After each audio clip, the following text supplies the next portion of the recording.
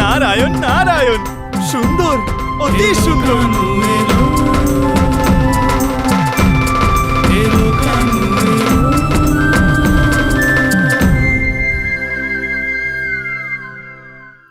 দাঁড়ান দাঁড়ান দাঁড়ান, আপনারা একটু দাঁড়ান।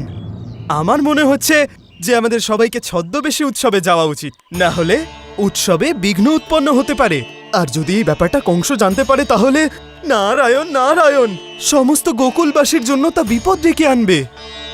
কি ইন্দ্রদেব, আমি ঠিক বলছি তো? আপনার প্রস্তাব প্রাসঙ্গিক দেবর্ষি। আমরা সবাই ছদ্মবেশ ধারণ করে এই উৎসবে প্রভুকে দর্শন করতে যাব।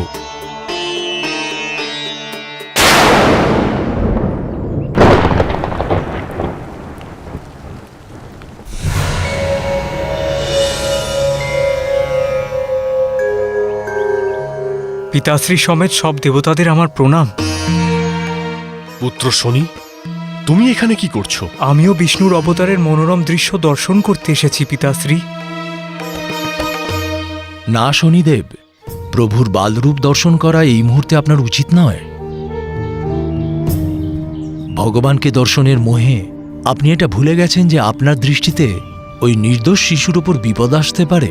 এমনটা হবে না ইন্দ্রদেব, আমি খানিক দূর থেকেই প্রভুর বাল্যরূপের দর্শন সেরে নেব। আর উনি তো কোনো সাধারণ বালক নন, স্বয়ং বিষ্ণু উনি। আমার দৃষ্টি ওনার কোনো ক্ষতি করবে না। হতে পারে উনি স্বয়ং ভগবান, কিন্তু এই উৎসবে কোনো ব্যাঘাত ঘটুক সেটা আমরা কখনো চাই না। অতঃপর আপনি এখান থেকে ফিরে যান। আমি পূর্ণ বিশ্বাসী এমন কোনো অনর্থ হবে না ইন্দ্রদেব। আমিও আপনাদেরই মতন প্রভুর বালরূপের দর্শন পেতে চাই। পুত্র শনি, ইন্দ্রদেব সঠিক বলছেন। আমাদের সঙ্গে তোমার ওখানে যাওয়াটা উচিত হবে না। দয়া করে ফিরে যাও। যথা আজ্ঞা পিতাশ্রী। আপনার আদেশ শিরোধার্য, কিন্তু একটা প্রশ্ন, সেই ঈশ্বর যিনি আমাদের সবার রচনা করেছেন, ওনার কাছেও কি আমি এক তিরস্কারের পাত্র? একজন নির্মাতার কাছে তার প্রত্যেকটি নির্মাণ সমান প্রিয়, তবে এই বিভেদ শুধু আমার ক্ষেত্রেই কেন? কেন প্রভু? পাপীদের দণ্ড দেওয়ার যে কর্তব্য, তা তো আপনি আমায় সঁপেছেন। এতে আমার কি দোষ?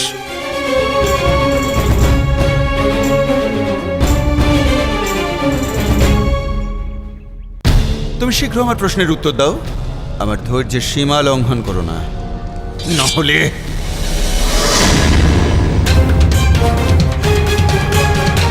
আমার তলোয়ার তোমার মস্তক দেহ থেকে আলাদা করার আগে উত্তর দাও আমায়। উত্তর দাও। বলে দাও মিত্র। বসুদেব, বলে দাও মিত্র, মহারাজের প্রশ্নের উত্তর দাও। নন্দ শুধু এই কারণে উপহার নিয়ে আসেনি যে ওর ফসল ভালো হয়েছে, এর পেছনে অন্য একটা কারণও আছে।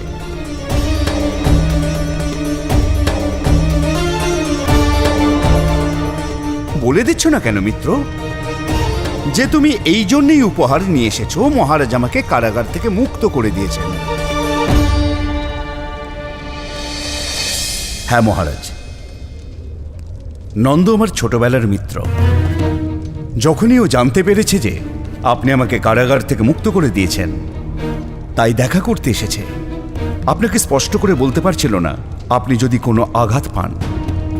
নিঃসন্দেহে আমার মিত্র, আপনার অত্যন্ত বিশ্বস্ত আর সবসময় তাই থাকবে।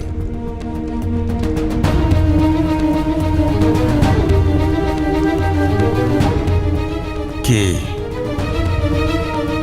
এটা সত্য?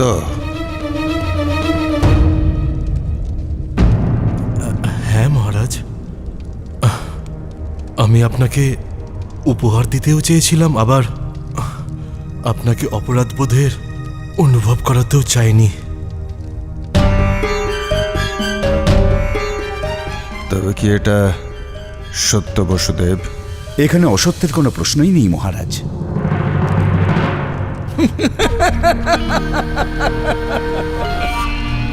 কি অদ্ভুত বন্ধুত্ব তোমাদের দুজনের, ঘনিষ্ঠ মিত্রতা। তো ঠিক আছে, আমি তোমায় প্রাণ দান করছি।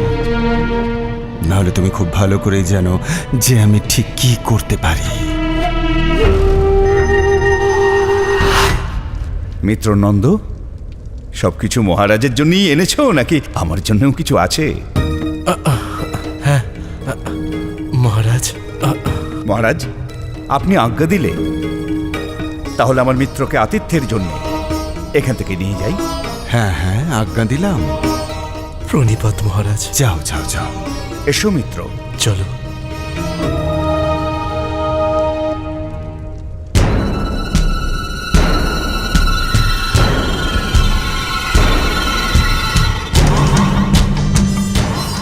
নন্দ,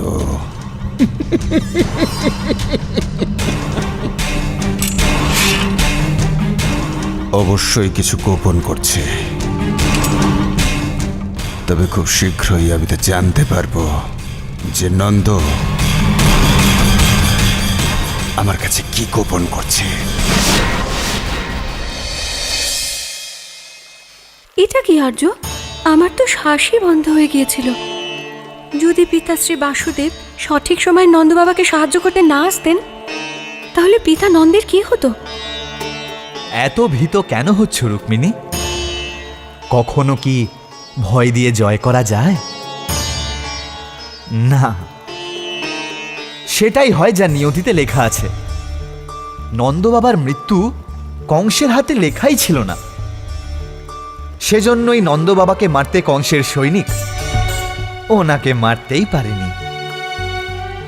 একবার ভাবো, যদি কংস এটা জেনে যেত যে আমি গোকুলে নন্দবাবার গৃহে আছি, উনি কি আমাকে জীবিত ছাড়তেন? না, কিন্তু নিয়তিতে অন্য কিছুই লেখা ছিল। আপনি কি যে বলছেন মাধব, আমি তো কিছুই বুঝতে পারছি না।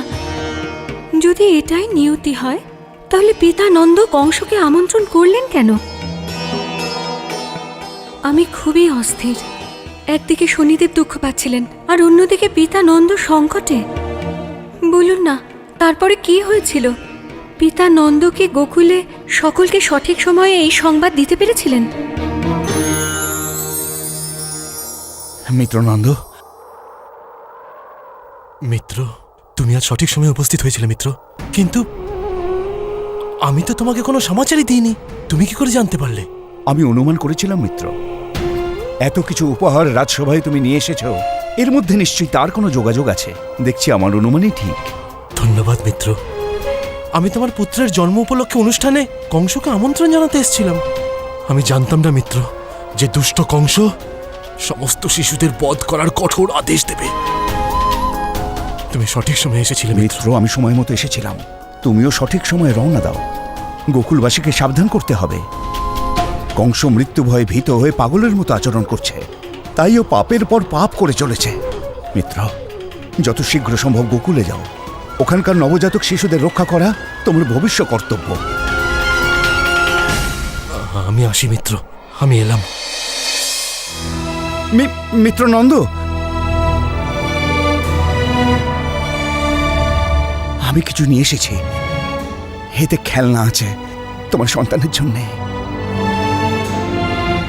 আমি আমার পুত্রের জন্য তৈরি করিয়েছিলাম, কিন্তু এটা আমার আর কোনো কাজে লাগবে না। তোমার সন্তান এটা নিয়ে খেলতে পারবে মিত্র। আর এমনিতেও তোমার সন্তান আমারও তো পুত্র সমান।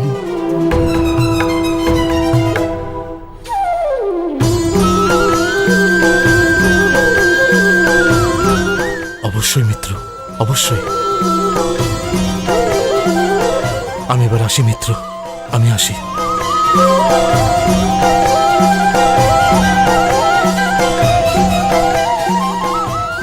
হে ঈশ্বর, আমার মিত্র নন্দকে আর আমার পুত্রকে সুরক্ষিত রেখো।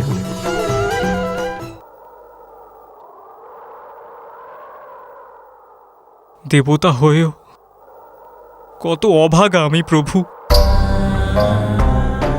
আমার সাথে এই অন্যায় কেন প্রভু? প্রভু, আপনি সমস্ত দেবতাদের দর্শন দিয়েছেন, মানুষকেও আপনি দর্শন দিয়েছেন প্রভু। আমি কি এতই নিকৃষ্ট?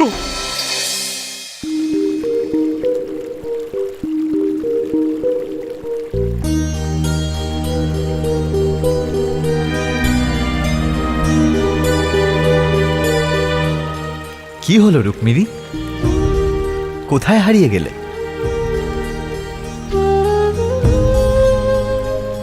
হারিয়ে যায়নি মাধব, আমি ব্যথিত।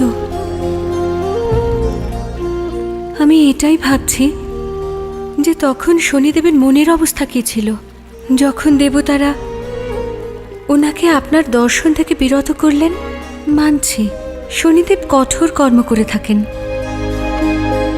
কিন্তু ঈশ্বরের কাছে তো সকলেই সমান, তাই না? শনিদেবকে আপনার দর্শন না করার জন্য আদেশ দেওয়ার দেবতাদের কী অধিকার? এবার কি করা যায় রুক্মিণী? শনিদেব ন্যায়ের দেবতা, আর ওনার কার্য হলো এই, যারা পাপ করে তাদেরকে শাস্তি প্রদান করা। আর সেই জন্য ওনাকে কঠোর হতে হয়, কারণ উনি দণ্ডনায়ক। ওনার বশে শুধু দণ্ড দেওয়াই লেখা আছে। তাই সবার মনে ওনার প্রতি ধারণা এরকমই যে উনি শুধুমাত্র খারাপ কার্য করেন, আর যার ওপর ওনার দৃষ্টি পড়ে তার ভাগ্য পুরোপুরি বিগড়ে যায়। কিন্তু কেউ বুঝতে চায় না যে মনুষ্যের ভাগ্য তার কর্মেরই দাস। অর্থাৎ উনি নিজের দায়িত্বকে মনোযোগের সঙ্গে পূর্ণ করার জন্য এই শাস্তি পেলেন। মানছি যে মানুষের প্রকৃতি হলো যে দণ্ড দেয় তাকে ভয় পাওয়া, কিন্তু দেবতারাও কি বুঝলেন না? আর আপনি প্রভু, আপনিও এটা হতে দিলেন। আচ্ছা, আমি এমনটা কি করে হতে দিতে পারি? আমি থাকতে আমার ভক্তের সাথে এমন অন্যায় আমি কখনো হতে দিতে পারি না।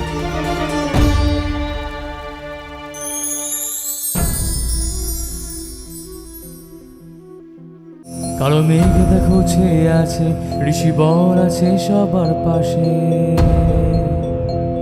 অধমের শাসন ছিন্ন করে রই রই রব ধর্মের তরে। কালো মেঘ দেখো ছেয়ে আছে, ঋষিবর আছে সবার পাশে। অধমের শাসন ছিন্ন করে রই রই রব ধর্মের তরে। চিত্ত ব্যাকুল হয়ে উঠল বটে কোন বাঁশির এক মধুর ধ্বনিতে। চিত্ত ব্যাকুল হয়ে উঠল বটে কোন বাঁশির এক মধুর ধ্বনিতে। মধুময় সুরের তালে বৃন্দাবন কুলে হৃদয় দোলে।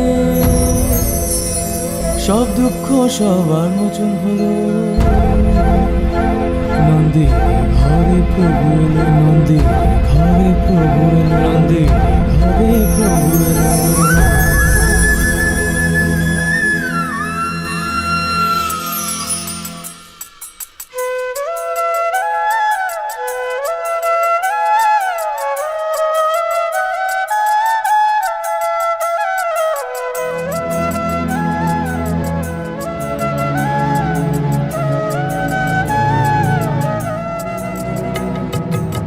দেখো যশোদা তোমার নন্দদোলা, মন যে হলো মাতাল। চাঁদের হাসি যেন মুখে আলো করে তোমার আঙিনা। নয়ন শশী ভালোবাসি, মন ছুঁয়ে যায়, মন ছুঁয়ে যায়। কোমল গরম করছে হরণ, স্তব্ধ চোখে মিষ্টি কোনো ভাষা। দেখবো তারে সারাটি প্রহর, নন্দমোদে সোনারি মোহ।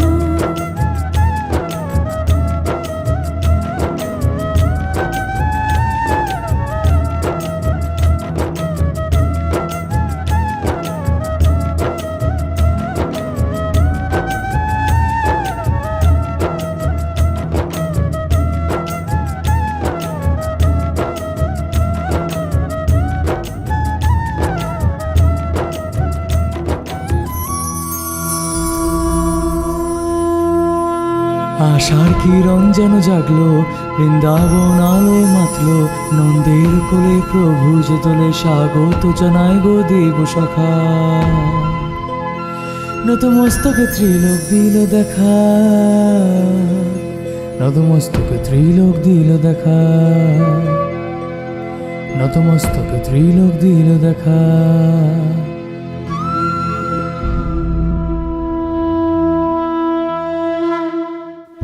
দেখো দাদা, আমাদের সাথে দেখা করতে কারা এসেছে? কে এসেছে? সব দেবতারা রূপ বদল করে এখানে এসেছে।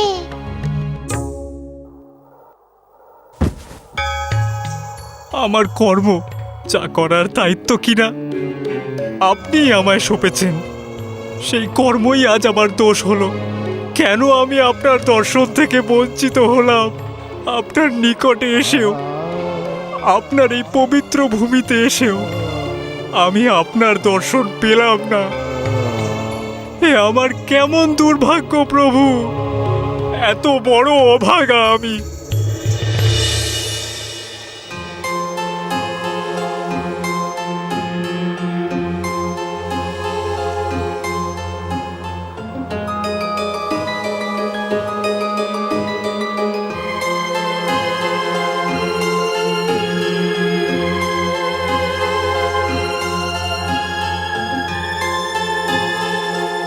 ঠিক আছে প্রভু, আপনি যখন আপনার দর্শন আমায় দিলেন না, তখন নিশ্চয়ই আপনার কোনো লীলা।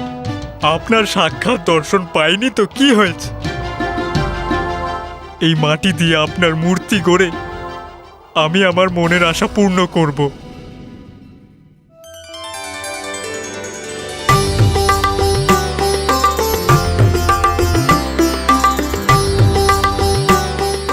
দিদি, দেখো ওদের, যেন মনে হচ্ছে দুজনে কোনো গম্ভীর আলোচনায় মগ্ন। হ্যাঁ যশোদা, ঠিক বলেছো তুমি। মনে হচ্ছে দুই ভাইয়ের মধ্যে খুব জমবে।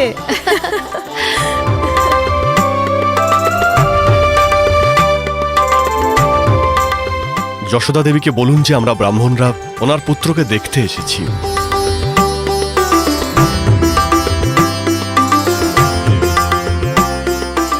যশোদা রানী, বাইরে ব্রাহ্মণ এসেছেন, উনি তোমার পুত্রকে দর্শন করতে চান।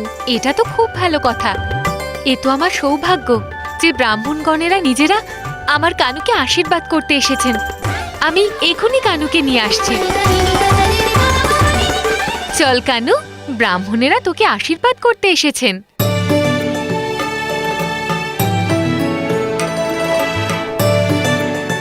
এই কি হচ্ছে? কানুকে আমি তুলতে কেন পারছি না? আমার ছোট্ট কানুকে এত ভারী কেন মনে হচ্ছে?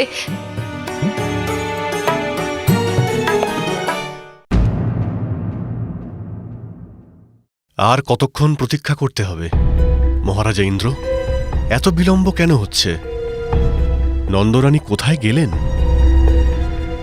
আমার মনে হচ্ছে আমাদেরই স্বয়ং গিয়ে প্রভুর দর্শন করা উচিত।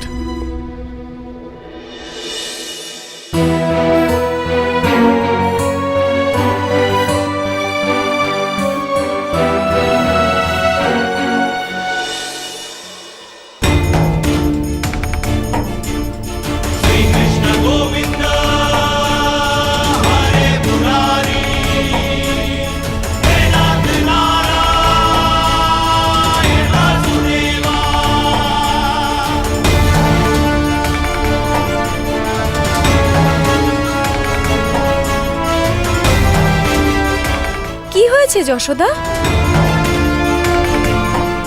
জানি না দিদি, কানুকে কেন তুলতে পারছি না আমি। কিচ্ছু নয়, মা হওয়ার পর তুমি একটু দুর্বল হয়ে গেছো, তাই তুলতে পারছো না তুমি। দাঁড়াও, আমি ওকে তুলে দিচ্ছি। আমাদের এই ছোট্ট শিশুর মধ্যে এত ভার কোথা থেকে আসবে?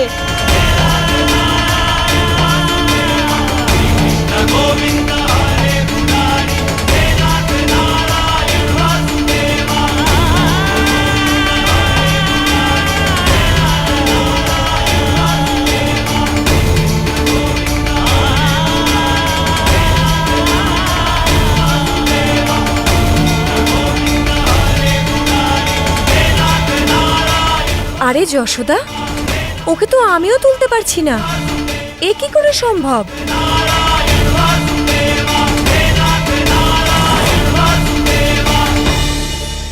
যশোদা দেবী, আপনি তো আপনার পুত্রকে বাইরে আনলেন না, তাই আমরা স্বয়ং তাকে দর্শন করতে চলে এলাম। এবার কি আমরা তার দর্শন পেতে পারি? আপনাদের স্বাগত জানাই। আপনাদের সবাইকে অনেক অনেক ধন্যবাদ। এটা আমার সৌভাগ্য যে আপনারা স্বয়ং আমার কানুকে আশীর্বাদ দিতে এসেছেন।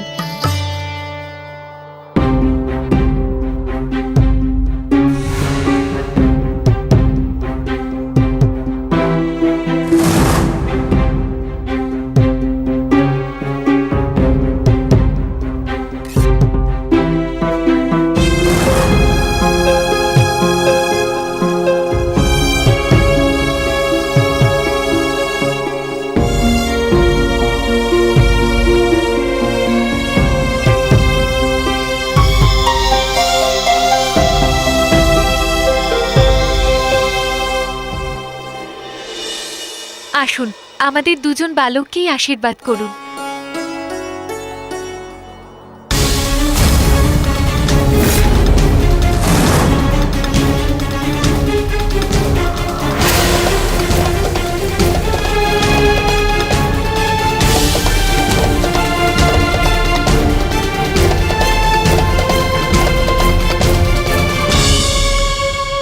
রোহিণী পুত্রের দর্শন তো পেলাম, কিন্তু নন্দরানী, আপনার পুত্র কোথায়?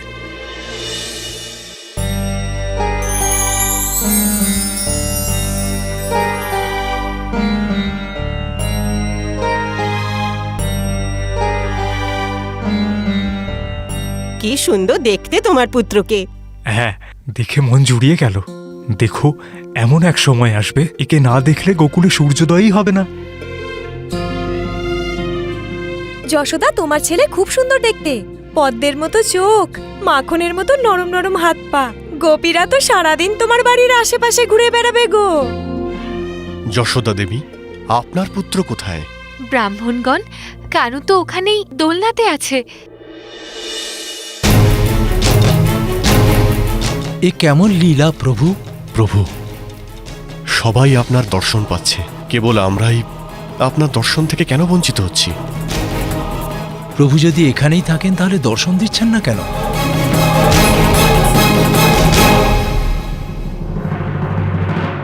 বোধহয় আমি অনুমান করতে পারছি।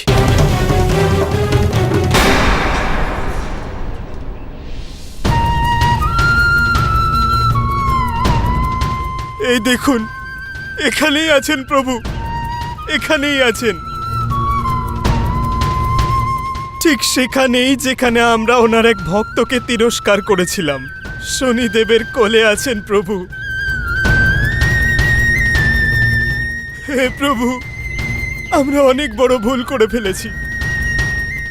আমাদের ক্ষমা করে দিন প্রভু, আমাদের ক্ষমা করে দিন। যারা ওনার ভক্তকে তিরস্কার করেছেন, প্রভু তাদের দর্শন কেন দেবেন?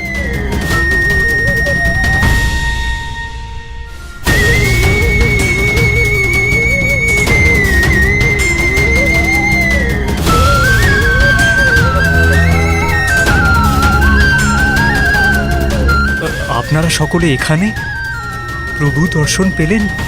দর্শন তো পেয়েছি, কিন্তু প্রভুর নয়, নিজেদের ত্রুটির। পুত্র শনি, আমাদের ভুল হয়েছে। প্রত্যেক ভক্তেরই তার আরাধ্য দেবতার দর্শন পাওয়ার অধিকার রয়েছে। আর এই অধিকার আমরা আপনার কাছ থেকে ছিনিয়ে নিয়েছি। আমাদের ক্ষমা করবেন। হ্যাঁ প্রভু, আমাদের ক্ষমা করে দিন প্রভু, আমাদের ক্ষমা করে দিন। প্রভু, আপনি তো আশুতোষ, আপনার ভক্তদের সমস্ত ভুলকে অতি শীঘ্র ভুলে গিয়ে তাদের প্রতি প্রসন্ন হয়ে যান, তাদের ক্ষমা করে দেন। আমরাও অনেক বড় ভুল করে ফেলেছি প্রভু, আমাদেরও ক্ষমা করে দিন, ক্ষমা করে দিন প্রভু। প্রভু প্রভু, প্রভু কোথায় গেলেন আপনি? প্রভু, প্রভু।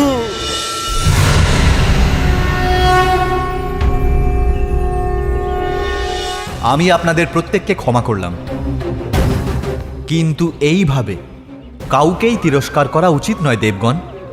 যার যেটা কর্ম সেটাই তার ধর্ম। অন্য কারোর ধর্মকে নিকৃষ্ট ঘোষিত করবার অধিকার কারোরই নেই। সূর্যদেব, আপনি পৃথিবীর এক দিশা থেকে অন্য দিশা পর্যন্ত প্রতিদিন ভ্রমণ করেন, তাই না? এবার আপনিই বলুন, এমন কোনো স্থান কি আছে যেখানে আমি নেই? আমি তো সৃষ্টির প্রতিটি কণায় আছি। প্রভু, আমি আমার ভুল বুঝতে পেরেছি। যদি কোনো জীব তার ভুল বুঝতে পারে, তার থেকে বড় প্রায়শ্চিত্ত আর কিচ্ছু হয় না। কেউই ধন দিয়ে, আয়ু দিয়ে বা সম্পত্তি দিয়ে ছোট বা বড় হয় না। প্রতিটা জীব তার কর্ম পালন দ্বারাই বড় হয়। আর সেই জন্য আজ শনিদেব আপনাদের থেকে বড়। সেই জন্য নিয়তি যে কর্ম নির্ধারণ করেছেন, আপনারা সবাই তা পালন করুন। এটাই সবার ধর্ম। কল্যাণ হোক।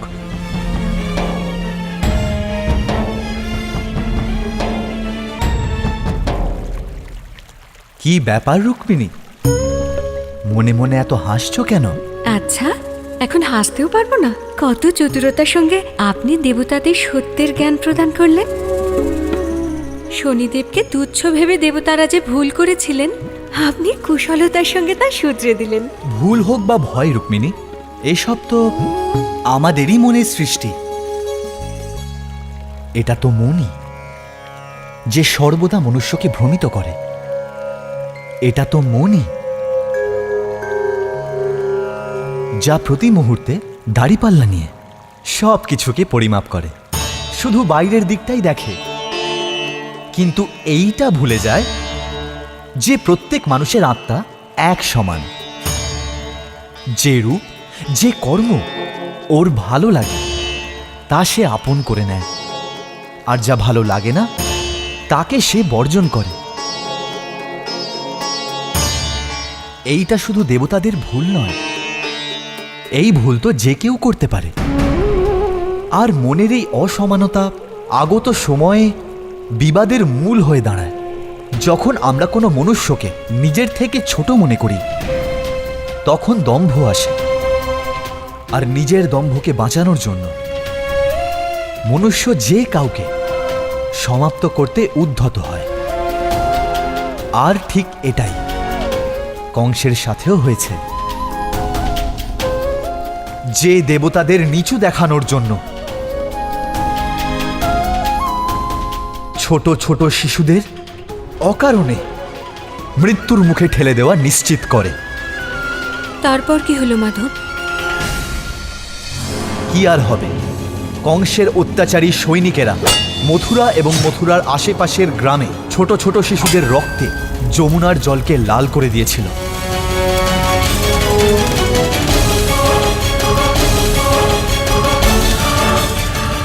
মথুরার আশেপাশের গ্রামে উৎপাত করবার পর কংসের সৈন্যরা গোকুলের দিকে এগোচ্ছিল, আর আগত সংকট থেকে অজ্ঞাত গোকুলবাসী আমার জন্মের আনন্দে উৎসবে মেতে উঠেছিলেন।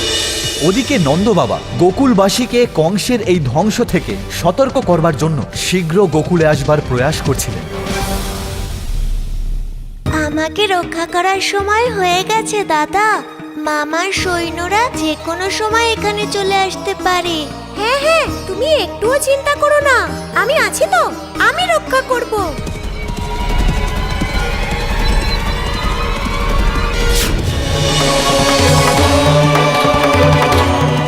হে ঈশ্বর, আমার পুত্রকে রক্ষা করো।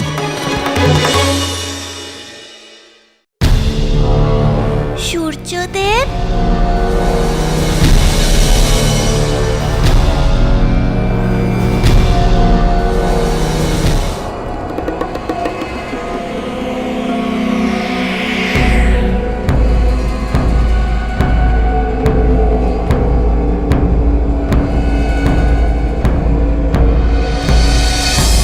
আরে লাজবন্তী, এদিকে দেখো একবার।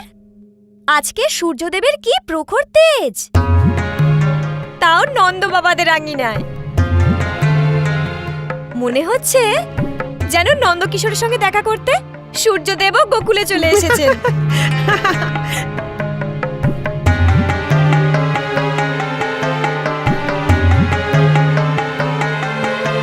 যশোদা, যশোদা। হ্যাঁ দিদি। দেখো আজ সূর্যদেব কেমন অদ্ভুত রূপে আমাদের আঙিনায় এসেছেন।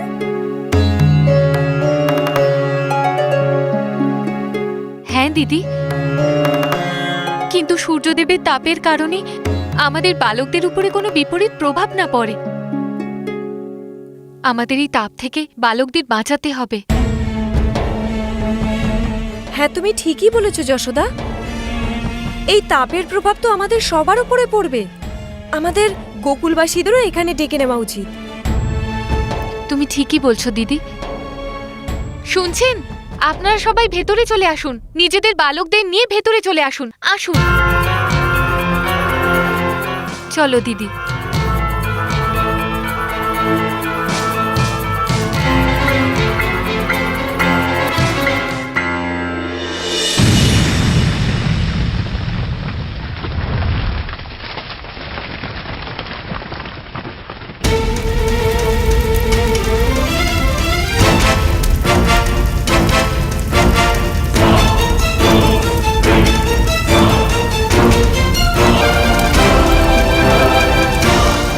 অনর্থ হয়ে গেছে।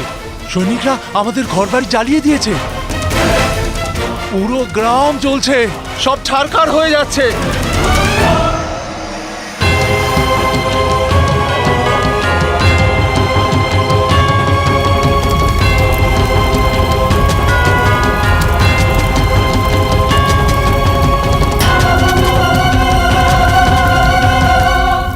এ কি? সমগ্র গোকুলে আগুন, সমস্ত ভবন জ্বলছে। আমার চেষ্টা ব্যর্থ হয়ে গেল। কংসের সৈন্য আমার চেয়ে আগে গোকুলে পৌঁছে গেছে। হে ঈশ্বর, আমার পরিবারকে রক্ষা করো, ওরা যেন কোনো সংকটে না পড়ে। দেখুন, আমি জানি এই সময় আপনারা সবাই খুব ভীত, কিন্তু আপনাদের সবার কাছে আমার প্রার্থনা, আপনারা সবাই দয়া করে শান্ত হন। জানি না ওরা আমাদের কেন খুঁজছে, কিন্তু কিন্তু আপনারা সবাই এখানে সুরক্ষিত। দয়া করে আপনারা সবাই শান্ত থাকুন। আমাদের আওয়াজ শুনে ওই দুষ্টরা এখানে এসে না পৌঁছয়। মা কত সহজ সরল, মামাকে বার্তা পাঠানোর জন্যই তো ওদের এখানে ডেকেছি। যশোদা, আমার পুত্র।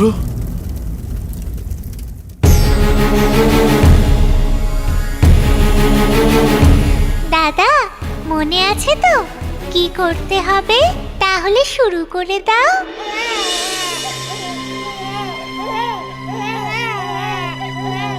এই তো ছোট ছোট শিশুদের ক্রন্দন। আমার পুত্র নয় তো? বাবা, চুপ কর কানু, চুপ কর। কাঁদিস না, চুপ কর বাবা, চুপ কর। না না না কানু, কাঁদিস না। তুই কাঁদলে বিপদ আসবে। কাঁদিস না কানু, কাঁদিস না।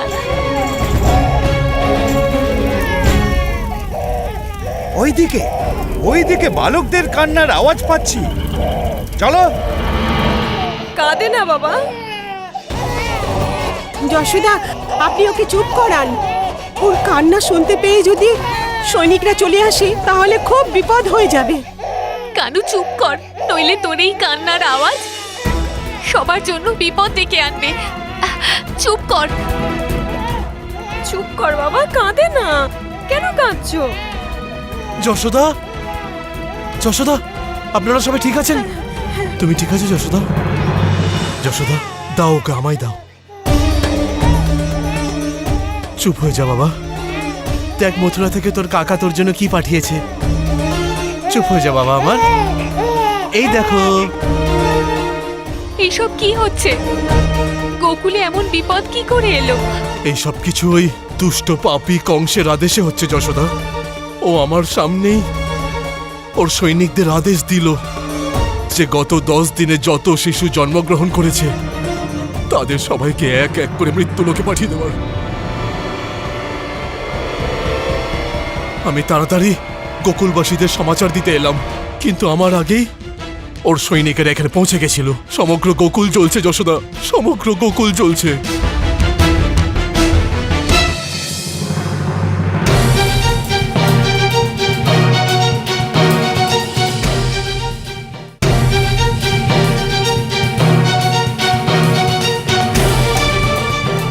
প্রয়াস করলে, সফল হলে, এই পৃথিবীতে কোনো স্থান নেই নন্দলাল যেখানে আমাদের হাত থেকে ওদের বাঁচিয়ে তুমি নিয়ে যাবে। 10 দিনের মধ্যে জন্ম হওয়া সব শিশুর বধ নিশ্চিত, নিশ্চিত। না, আমি আমার কানুকে কাউকে দেব না। দেখো, মহারাজ কংস তো আকাশবাণী শুনে নিজের বিবেক হারিয়ে ফেলেছেন, কিন্তু তোমরা সবাই এই ঘোর অপরাধের কেন অংশীদার হচ্ছ? যাও এখান থেকে, যাও। আমাদের শিশুদের কোনো ক্ষতি করো না, যাও। তুলে নাও এই সব শিশুদের, একজনও যেন না বাঁচে। এই গোকুলকে শিশুবিহীন করে দাও এই মুহূর্তেই। চলো। আমাদের উপর দয়া করুন।